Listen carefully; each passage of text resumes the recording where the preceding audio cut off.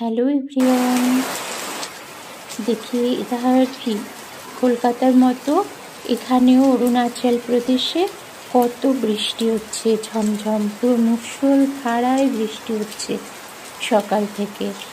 এখানে অতক্ষণ বৃষ্টি থাকবে না, পাহাড়ি এলাকায় যে কিছুক্ষণ বৃষ্টি আবার রৌদ্র উঠবে। তো আমি গাছগুলোকে কিছুক্ষণের জন্য রেখেছি শেডের নিচে, ডাইরেক্ট বৃষ্টি না লাগার জন্য। আর সাইডের যে পাহাড় ঘরের সামনে একদম পুরো ঢেকে রয়েছে, কিচ্ছু দেখা যাচ্ছে না পাহাড় বলতে কিছু। এত ভালো লাগছে বৃষ্টিতে।